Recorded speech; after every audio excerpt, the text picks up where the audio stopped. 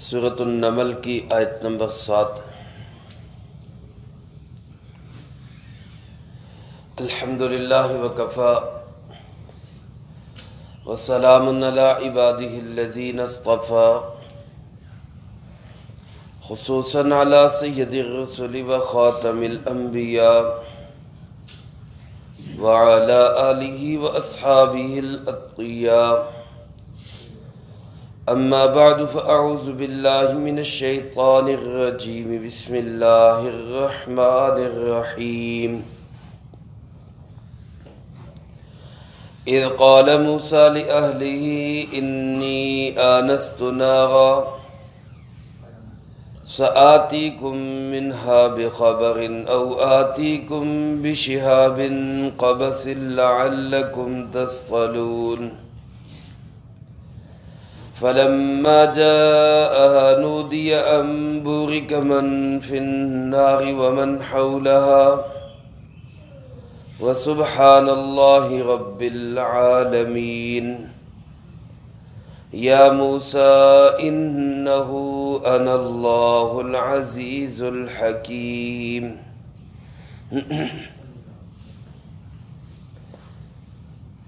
إذ قال موسى لأهله، وہ وقت بھی بڑا قابل ذکر ہے جب موسیٰ علیہ السلام نے کہا اپنے گھر والوں سے، انی آنست نارا، بے شک میں محسوس کر رہا ہوں آگ جلتی ہوئی، سآتیکم منہا بخبر، میں جلدی سے لے کے آتا ہوں تمہارے پاس کوئی خبر، او آتیکم بشہاب قبس، یا میں لے کے آتا ہوں تمہارے پاس کوئی جلتا ہوا شعلہ، لعلکم تصطلون، تاکہ تم آگ سیک سکو۔ فلما جاءها نودیا، جب موسیٰ علیہ السلام اس آگ کے پاس آئے تو آواز دی گئی، ان بورک من فی النار ومن حولہا، کہ بابرکت بنا دیا گیا ان سب کو جو آگ میں ہیں اور جو آگ کے ارد گرد ہیں، وسبحان اللہ رب العالمین، اور پاک ہے وہ اللہ جو سب جہانوں کو پالنے والا ہے۔ یا موسیٰ، اے موسیٰ علیہ السلام، انہو انا اللہ العزیز الحکیم، کوئی شک نہیں کہ وہ میں ہوں، اللہ ہوں جو عزیز ہے اور حکمتوں والا ہے۔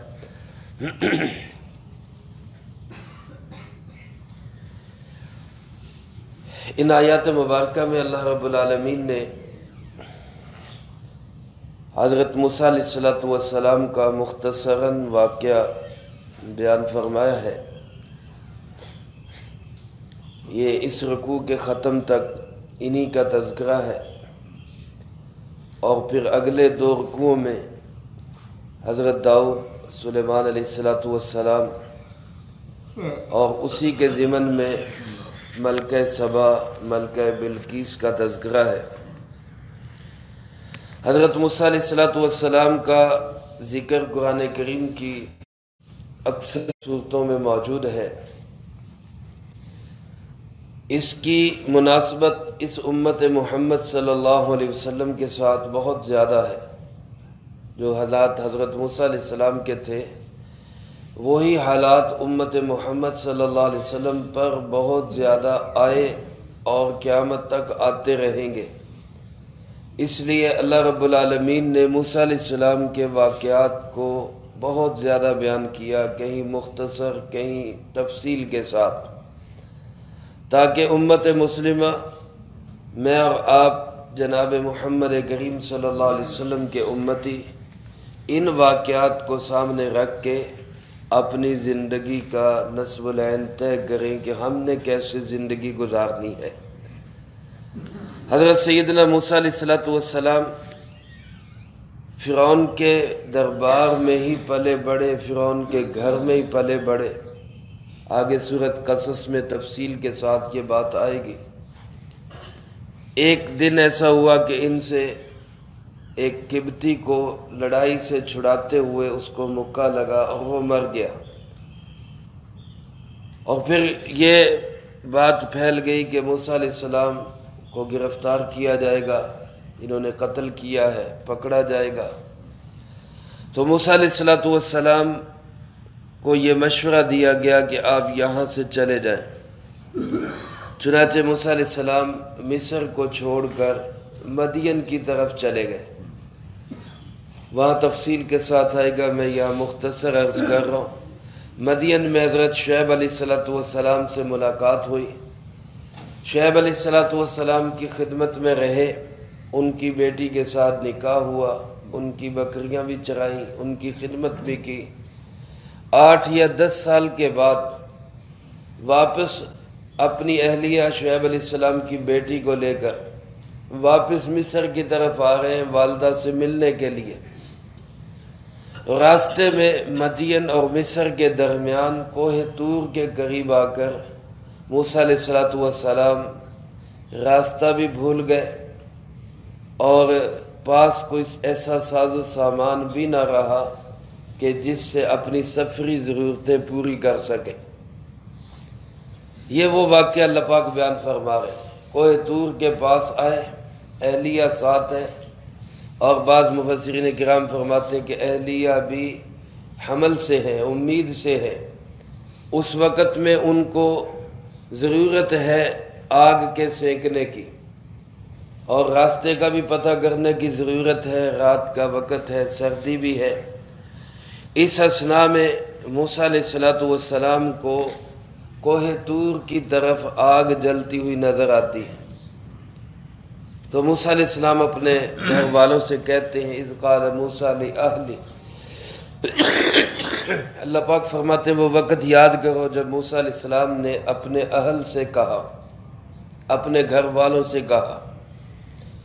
یہاں مجھے اور آپ کو یہ ادب بھی سکھایا گیا اور یہ پردہ بھی سکھایا گیا کہ خواتین کا نام بھی اللہ رب العالمین پردے میں رکھنا ہی پسند کرتے ہیں، ورنہ کہنے کو یہاں موسیٰ علیہ السلام کی اہلیہ کا نام بھی لیا جا سکتا تھا کہ موسیٰ علیہ السلام نے فلاں عورت سے کہا، لیکن لأہلہ ہی کہہ کر ایک تو ان کا مقام بتا دیا کہ وہ ان کی اہلیہ تھی، کوئی غیر نہیں تھی۔ کوئی اس پہ ایسی سوچ بھی نہ لائے کہ اللہ کے نبی کے ساتھ کوئی اور عورت تھی۔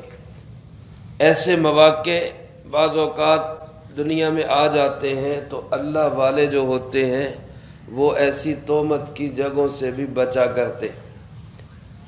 رسول اللہ صلی اللہ علیہ وسلم ایک دفعہ کسی راستے میں اپنی زوجہ اہلیہ صفیہ رضی اللہ تعالیٰ عنہ کے ساتھ کھڑے گفتگو کر رہے تھے۔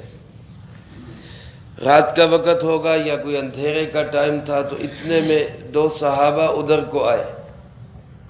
تو جیسے ہی وہ آئے تو حضرت صفیہ رضی اللہ تعالیٰ عنہ پردے کی وجہ سے چلی گئی۔ جب وہ گئی اور وہ صحابہ قریب آئے تو رسول اللہ صلی اللہ علیہ وسلم نے فرمایا کہ یہ میری اہلیہ صفیہ تھی جس سے میں گفتگو کر رہا تھا۔ صحابہ نے کہا اللہ کے محبوب، بھلا ہم آپ کے متعلق کوئی ایسی بات دل میں لائیں گے کہ یہ کوئی اور ہو سکتی ہے؟ آپ تو انتہائی پاک صاف انسان ہیں، آپ کے متعلق تو ہمارے دل دماغ میں کبھی کوئی غلط خیال آ ہی نہیں سکتا۔ تو رسول اللہ صلی اللہ علیہ وسلم نے ارشاد فرمایا، جس کا مفہوم یوں ہے کہ میں بھی اس لیے بتا رہا ہوں کہ شیطان انسان کے جسم میں ایسے دوڑتا ہے جیسے خون انسان کے جسم میں دوڑتا ہے۔ تو جیسے خون جسم میں چلتا ہے، رگ رگ میں چلتا ہے، شیطان بھی اسی طرح انسان کی رگ رگ میں چلتا ہے۔ نہ معلوم کب کس کو کس جگہ پہ وہ غلط سوچ کی طرف لے جائے، اس لیے میں نے بھی وضاحت کر دی کہ ایسی کوئی بات نہیں۔ اور دوسری بات یہ کہ پردہ اور اخفاء بھی اسی میں۔ ہمارے ہاں بھی جو شریف بندہ ہوتا ہے وہ دوستوں میں بیٹھ کے، مجلسوں میں بیٹھ کے اپنی بیوی کا نام زبان پہ نہیں لاتا۔ وہ جب بات ہوگی تو وہ یوں ہی کہے گا کہ گھر والوں نے یوں کہا ہے، گھر والوں نے یوں کہا ہے، گھر سے یہ پیغام آیا، اہلیہ نے یوں کہا ہے، تو یہ شرافت کے خلاف ہے، غیرت کے خلاف ہے، پاکیزگی اور تقدس کے خلاف ہے کہ بندہ اپنی اہلیہ کے نام کو جگہ جگہ پہ لیتا پھرے۔ اس لیے اللہ پاک نے انبیاء علیہ السلام کی معزز مقدس عورتوں کے نام کو بھی مخفی رکھا ہے۔ فرمایا موسیٰ علیہ السلام نے اپنے اہلیہ سے کہا انی آنست نارا، میں آگ محسوس کر رہا ہوں، وہ دور مجھے نظر آ رہی آگ جل رہی ہے، تو ظاہر ہے جہاں آگ جل رہی ہے وہاں کوئی نہ کوئی بندہ بھی ہوگا، تو میں جاتا ہوں، آپ یہاں پہ ٹھہریں، میں جا کے وہاں سے جو بندہ ہوگا اس سے کوئی ایڈریس بھی پوچھ کے آؤں گا، راستہ بھی پوچھ کے آؤں گا کہ ہم نے اب کس طرف جانا ہے، اور اگر راستے کا پتہ نہ بھی چلا تو وہاں سے کوئی آگ کا شعلہ لے آؤں گا جس سے ہم آگ جلائیں گے اور آپ آگ سینک سکیں گے۔ مفسرین کرام رحمہ اللہ نے لکھا ہے موسیٰ علیہ السلام کے پاس سفری ضرورت کے لیے چکماک کے پتھر تھے، وہ پتھر جن کو رگڑنے سے آگ جلتی ہے وہ سفر میں لوگ ساتھ رکھتے تھے کہ جہاں ضرورت پیش آئی پتھر کو رگڑا آگ جلا لی، جیسے آج کل اس کی جگہ دیا سلائی اور ماچس آ گئی، ضرورت کی چیز ہے، یہ لائٹر ہے، لوگ پاس رکھتے ہیں، جب ضرورت پڑے گی آگ جلا لیں گے۔ تو اس وقت وہ چکماک کے پتھر ہوتے تھے، دو پتھر وہ پاس رکھتے، ان کو رگڑتے تو آگ نکلتی، اس سے وہ آگ روشن کر لیتے۔ لیکن اس وقت اللہ کا حکم کہ وہ چکماک کے پتھر رگڑ رہے ہیں لیکن آگ نہیں جل رہی، اللہ کا نبی ہے، حضرت موسیٰ علیہ السلام ہے، نبوت ملنے والی ہے، اور وہ پتھروں کو رگڑ رہے ہیں، آگ نہیں جل رہی، یہ سب اللہ کی طرف سے ہو رہا ہے۔ ادھر آگ کی ضرورت ہے، آگ جل نہیں رہی، ادھر راستہ پوچھنے کی ضرورت ہے، کوئی بندہ مل نہیں رہا، اور دور کوہ طور پہ آگ جلتی ہوئی نظر آ رہی ہے۔ تو موسیٰ علیہ السلام نے کہا کہ آپ ٹھہریں، میں جا کے وہاں سے پتہ کر کے آتا ہوں، راستے کا پتہ چل گیا تب، نہ پتہ چلا تو کوئی آگ لے آؤں گا، آتیکم بشہاب قبس، کوئی آگ کا جلتا ہوا شعلہ لے آؤں گا، کسی کاغذ کو، کسی ککھ وغیرہ کو آگ لگا کے وہ لے آؤں گا تاکہ اس سے ہم اپنی آگ جلا کے لعلکم تصطلون، آپ آگ سینک لیں۔ یہاں ایک بات تو یہ معلوم ہوئی کہ اپنی ضروریات کے لیے چیزوں کا بندوبست کرنا یہ توکل کے خلاف نہیں ہے۔ اگر کسی بندے کو کسی چیز کی ضرورت ہے، کھانے کی ضرورت ہے، خوراک کی ضرورت ہے، اسی طرح سردیوں میں آگ کی ضرورت ہے، گرمیوں میں ٹھنڈے پانی کی ضرورت ہے، یا سردی گرمی کے لباس کی ضرورت ہے، یا علاج معالجے کے لیے دوا دارو اس کی ضرورت ہے، تو ان چیزوں کا بندوبست کرنا یہ کوئی توکل کے خلاف نہیں ہے۔ کوئی بندہ یہ کہے جی نہیں اللہ تے بھروسہ کرنا چاہیے، یہ کیڑی ضرورت ہے، حضرت موسیٰ علیہ السلام بس ایویں ادھر نو ٹور پہ یہیں پہ رہ کے اللہ پہ بھروسہ کرنا چاہیے، یہ غلط ہے۔ بشری تقاضوں کے مطابق، انسانی فطرت کے مطابق ضرورت کے وقت اپنی ضروریات کو حاصل کرنے کے لیے تگ و دو کرنا یہ عین توکل ہے، لیکن اس ساری تگ و دو کے اندر بھروسہ کس پہ ہونا چاہیے؟ اللہ کی ذات۔ حضرت موسیٰ علیہ السلام نے بھی یہ نہیں کہا کہ میں لازماً لے کے آؤں گا، بلکہ یوں ہی فرمایا کہ ہو سکتا ہے وہاں سے مل جائے۔ مطلب کیا کہ اللہ کا حکم ہوا تو وہاں سے ہمارا کوئی مسئلہ حل ہو جائے گا، آپ ٹھہریں، مجھے جانے دیں۔ اور دوسری بات یہ معلوم ہوئی کہ لعلکم تستلون، تاکہ تم آگ سینک سکو۔ اہل علم جانتے ہیں کہ یہ تستلون جمع کا صیغہ ہے، اور قرآن پاک میں دوسری جگہ یہی واقعہ بیان کرتے ہوئے اللہ پاک نے فرمایا کہ موسیٰ علیہ السلام نے اپنی اہلیہ سے کہا امکثوا، تم لوگ یہاں ٹھہرو، میں لے کے آتا ہوں، پھر تم آگ سینک لینا۔ یہ جو جمع کے صیغے استعمال ہو رہے ہیں یہ کس لیے؟ حالانکہ موسیٰ علیہ السلام کی اہلیہ تو ایک ہی تھی، تو ایک کے لیے تو ایک واحد کا صیغہ استعمال ہونا چاہیے تھا، جمع کے کیوں استعمال ہو رہے ہیں؟ تو بعض مفسرین کرام رحمہم اللہ نے تو لکھا ہے کہ شاید کوئی بچہ یا خادم ساتھ ہو، لیکن اکثر مفسرین کرام رحمہم اللہ نے لکھا ہے کہ یہاں موسیٰ علیہ السلام نے اہلیہ کے لیے جمع کا لفظ استعمال کر کے بیوی کی عزت و احترام کرنا سکھایا ہے، جس کو آج ہم کوئی مسئلہ ہی نہیں سمجھتے کہ نعوذ باللہ کتی سے کم پہ بلاتے ہی نہیں ہیں۔ ہمارے معاشرے میں ایسے لوگ موجود ہیں، گالیاں دے کر بیوی کو بلاتے ہیں، حالانکہ ہمیں انبیاء علیہ السلام نے اور خود جناب محمد کریم صلی اللہ علیہ وسلم نے بیوی کو عزت دینا سکھایا ہے، احترام دینا سکھایا ہے۔ ماں کا ادب و احترام یقیناً بہت بڑا، بیوی کی عزت اپنے مقام پر۔ فعل انسان تب ہوتا ہے جب وہ کبھی ماں کی طرف زیادہ جھک جاتا ہے، کبھی بیوی کی طرف زیادہ جھک جاتا ہے۔ ماں کی طرف گیا تو بیوی پہ ظلم کرنے لگ گیا، بیوی کی طرف گیا تو ماں پہ ظلم کرنے لگ گیا۔ یہ دونوں مردانگی کے خلاف ہے۔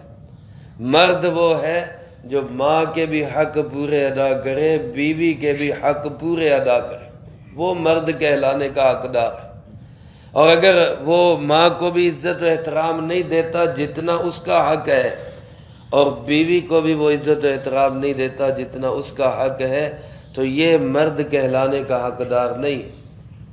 میرے محترم دوستو، ہمارے پیارے آقا جناب محمد کریم صلی اللہ علیہ وسلم حضرت عائشہ رضی اللہ تعالیٰ عنہ سے آپ کی وہ ادائیں ہیں جن اداؤں سے آپ نے ثابت کیا ہے کہ بیویوں کو بھی اتنا ہی عزت و احترام دینا چاہیے جتنا ان کا حق ہے۔ ایک دفعہ ایک صحابی نے سوال کیا، اللہ کے محبوب آپ کو سب سے زیادہ محبت کس سے ہے؟ آپ کو سب سے زیادہ محبت کس سے ہے؟ تو جناب محمد کریم صلی اللہ علیہ وسلم نے بلا جھجک فرمایا کہ عائشہ سے ہے، حضرت عائشہ صدیقہ رضی اللہ تعالیٰ عنہ سے۔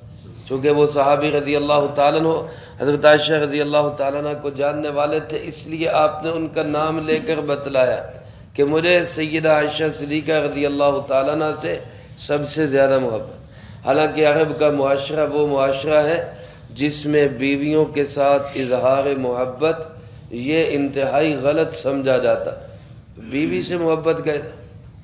اب یہ پیچھے دن گزرا ہے 14 فروری کا، سجے کھبے شاید بابا پھول شول دیتے ہوں گے، کوئی پھول بیوی کو بھی لا کے دیا کہ جہاں پہ جائز ہے پھول دینا، جہاں پہ شریعت کا تقاضا ہے کہ یہاں پہ پھول دو تمہیں ثواب بھی ہوگا۔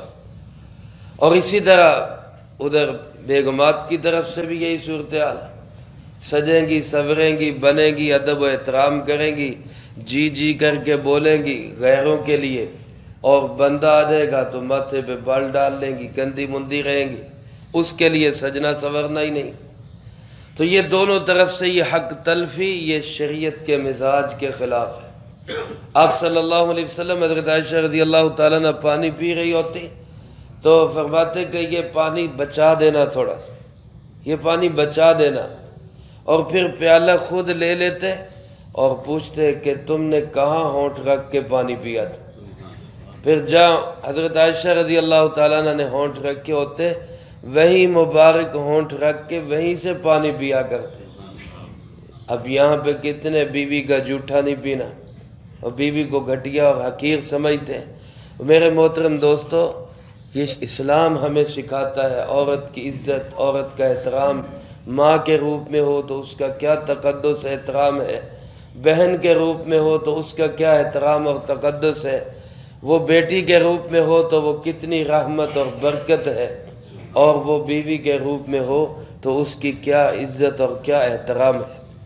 لیکن آج ہم لوگوں کے اندر بھی کمیاں کوتاہیاں آئیں، اس کا نتیجہ ہے آج غیر لوگ ہماری عورتوں کے حقوق کے نام پہ، ان کو آزادی دلوانے کے نام پہ ان میں آوارگی پھیلانا شروع ہو گئے۔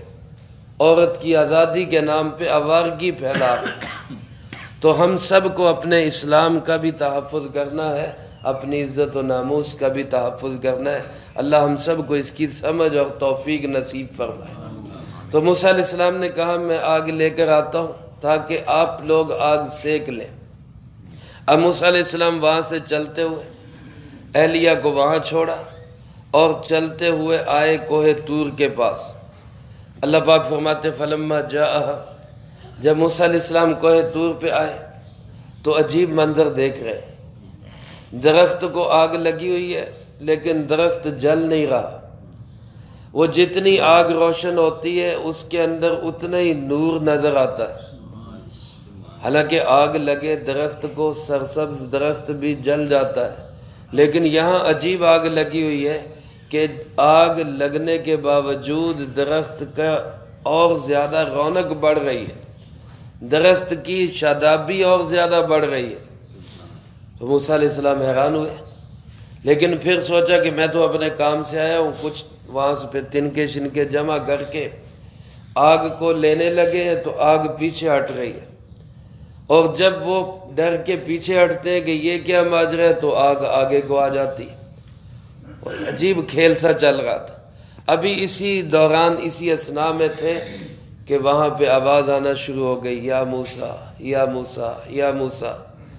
حضرت موسیٰ علیہ السلام اور گھبرائے اور پریشان ہوئے، اور عجیب بات یہ تھی کہ یہ آواز کی سمت معلوم نہیں ہو رہی تھی، آواز کہاں سے آ رہی ہے؟ ایسے لگ رہا تھا کہ جیسے چاروں طرف سے ہی یہ پکاریں آ رہی، یا موسیٰ یا موسیٰ، ہر طرف سے۔ اور پھر موسیٰ علیہ السلام کو خود یوں محسوس ہو رہا تھا کہ یہ آواز میرے صرف کانوں سے نہیں سنائی دے رہی، بلکہ میرے جسم کا رواں رواں کان بن چکا ہے اور پورے جسم سے آواز اندر آ رہی۔ عجیب آواز ہے، موسیٰ علیہ السلام گھبرائے ہوئے۔ اسی اثناء میں یہ آواز دی گئی، انبورک من فی النار ومن حولہا، برکت ڈال دی گئی آگ والوں میں بھی اور جو آگ کے ارد گرد ہے ان میں بھی۔ آگ والوں میں برکت ڈال دی گئی سے مراد کیا ہے اور ارد گرد سے مراد کیا ہے؟ بعض مفسرین کرام فرماتے ہیں کہ جہاں موسیٰ علیہ السلام آگ کے قریب ہوئے تو ان کو پتہ ہی نہیں چلا، وہ چلتے چلتے اس آگ کے بقعۃ من النار، اس پورے ٹکڑے کے اندر جو اب آگ کا بنا ہوا تھا، موسیٰ علیہ السلام خود اس میں داخل ہو چکے تھے۔ جو اصل میں آگ نہیں تھی وہ ایک نور الہی تھا، نار نہیں تھی وہ نور تھا، اس میں موسیٰ علیہ السلام خود داخل ہو چکے تھے، اور اس نور کے اور اس نار کے ارد گرد سب فرشتے کھڑے تھے۔ تو اللہ پاک نے یہ فرمایا کہ جو آگ کے اندر ہے وہ بھی برکت والا ہے، جو آگ کے باہر ہیں وہ بھی سب برکت والے ہیں۔ بعض مفسرین کرام فرماتے ہیں کہ دراصل وہ آگ نہیں تھی، وہ فرشتے تھے، اتنی کثیر تعداد میں آئے ہوئے تھے کہ ان کی چمک دمک وہ یوں لگ رہی تھی کہ جیسے آگ جل رہی۔ تو گویا وہ آگ کے اندر وہ فرشتے تھے، وہ آگ نہیں تھی، وہ فرشتوں کا ایک نور تھا، اور آگ کے ارد گرد موسیٰ علیہ السلام تھے۔ تو اس میں بھی مفہوم یہی بنے گا کہ جو آگ کے اندر ہیں وہ بھی برکت والے ہیں، جو باہر ہیں وہ بھی سب برکت والے ہیں۔ اس کے بعد اللہ پاک نے ارشاد فرمایا وَسُبْحَانَ اللَّهِ، اللہ پاک ہے۔ ایسے مواقع دیکھ کر، ایسی چیزیں دیکھ کر لازمی بات ہے انسان کے دل دماغ میں آتا ہے کہ شاید یہیں پہ کہیں کوئی میرا خدا ہے۔ جیسے بعض لوگ ایسی چیزوں کو دیکھ کے کہتے ہیں اللہ اس کے اندر آ گیا ہے، اللہ اس کے اندر آ گیا ہے۔ کسی کی کوئی کرامت دیکھ لی، کہیں کوئی ایسی چیز دیکھ لی تو کہتے شاید یہاں پہ اللہ آ گیا ہے۔ ہندوؤں کو بھی یہیں سے جو ہے وہ مغالطہ لگا اور دھوکہ لگا کہ انہوں نے سمجھا کہ دیوی دیوتاؤں کے اندر اور تاروں کے اندر خدا خود آ جاتا ہے۔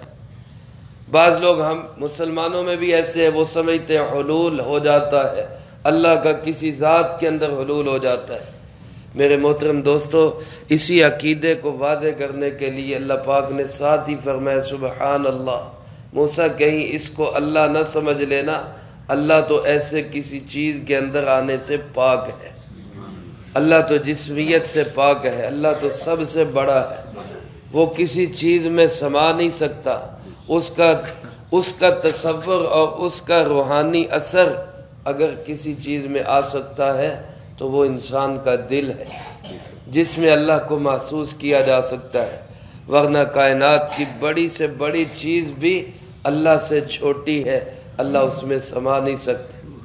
سبحان اللہ رب العالمین، اللہ پاک ہے، ہر عیب اور نقص اور کمی سے پاک ہے، اور وہ اللہ رب العالمین تمام جہانوں کا پالنے والا ہے، سب کا پالنے والا ہے۔ اور پھر ساتھ ہی اللہ پاک نے فرمایا یا موسیٰ، اے موسیٰ۔ اب یہ آواز بھی موسیٰ علیہ السلام کو چاروں طرف سے آتی ہوئی سنائی دے رہی، اور یہ آواز بھی موسیٰ علیہ السلام کو جسم کے انگ انگ سے محسوس ہو رہی ہے، صرف کانوں سے نہیں سنائی دے رہی، پورا جسم اس آواز کو سن رہا ہے۔ انہو انا اللہ العزیز الحکیم، اللہ پاک نے فرمایا غور کرو، دیکھو میں ہی اللہ ہوں، میرے سوا کوئی اللہ نہیں۔ سورۃ طٰہٰ میں فرمایا اننی انا اللہ لا الہ الا انا، میں ہی اللہ ہوں، میرے سوا کوئی معبود نہیں۔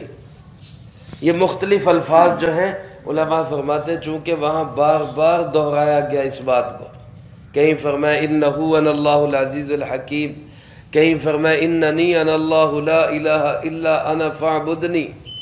اور جب موسیٰ علیہ السلام یہاں پہ آئے تو اللہ پاک نے یہ بھی فرمایا کہ اے موسیٰ یہ پاک جگہ ہے، یہاں پہ اپنے جوتے اتار دو، فاخلع نعلیک انک بالوادی المقدس طویٰ، آپ ایک پاکیزہ جگہ پہ ہیں لہذا اپنے جوتے اتار دیں۔ تو اس سے بھی یہ معلوم ہوا کہ جہاں پاک صاف ستھری جگہ پہ انسان آئے تو وہاں جوتے اتار دینے چاہیے، مسجد ہو، جنازگاہ ہو، یا کوئی اور ایسی جگہ ہو جس کے پاک رکھنے کا حکم ہے تو وہاں گندے جوتے نہیں پہننے چاہیے، وہاں صاف ستھرے پاک صاف رہ کر آنا چاہیے، جوتے وغیرہ گندی چیزیں باہر اتار دینی چاہیے۔